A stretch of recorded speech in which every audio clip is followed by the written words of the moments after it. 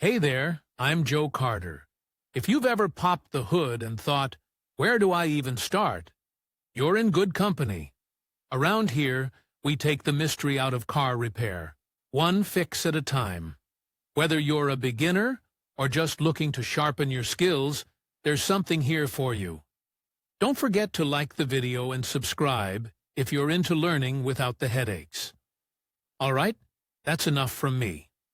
Let's get into it. Basic parameters of the battery should include nominal capacity, voltage, engine cold start current. The data are marked on the battery case. Almost all car batteries are lead-acid batteries. The case material is propylene, insulating, acid-resistant. Each battery contains alternately arranged positively and negatively charged electrodes. Between the plates, electrodes, there are plastic separators separating the plates from each other.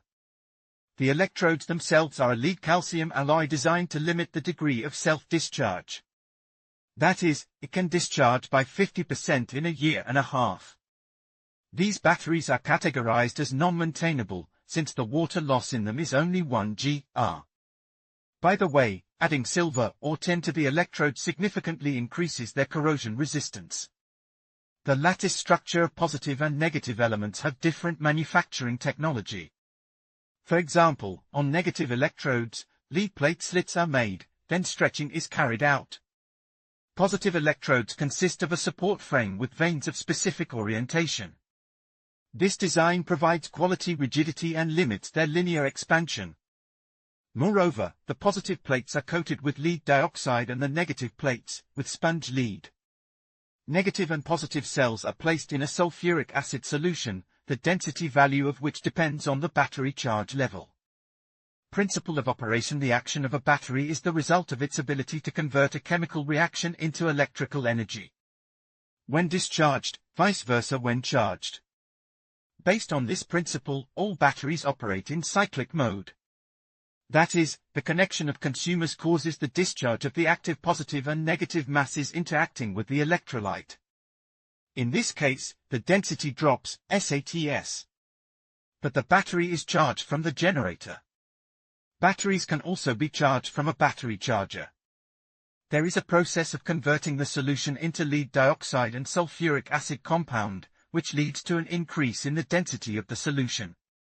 It should be noted that the performance of the battery depends largely on the temperature of the environment. At increased temperature the output power increases, which leads to self-discharge, the value of which is in direct dependence on the temperature of the environment and the design of the electrodes. Battery life is 4 divided by 5 years, and this is an average value. Density is determined visually by the so-called glass eye or color sensor. Green shade on it indicates charged, black color, average level of charging, and yellow means low value of charging. So, the principle of operation of this visual device is based on the density of the electrolyte. Method of checking the density of the electrolyte in the battery is checked with a simple automobile areometer. It is a glass flask with a rubber bulb at the upper end and a long rubber tube at the bottom. An ordinary areometer is placed inside the flask. Pressing on the pair releases air from it. The rubber tube of the device is lowered into the jar as low as possible. Relaxing the hand, the contents are drawn out of the jar. The areometer inside the flask starts to float and, without touching anything, becomes on the mark. The lower graduation, meniscus, will show the density. The contents of the flask are poured back into the flask by pressing the pair. The procedure is repeated with each jar.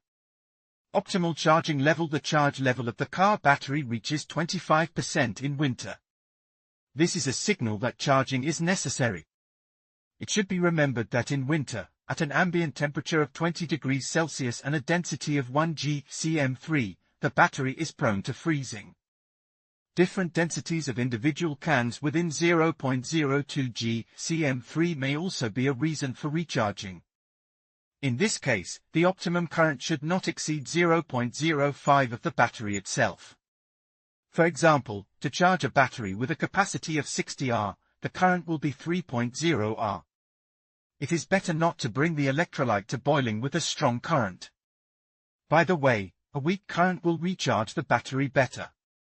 If within 2 hours the solution does not boil, and the density remains unchanged, then the battery is considered fully charged. If the alternator and relay are working properly, the battery gets the most charge while driving.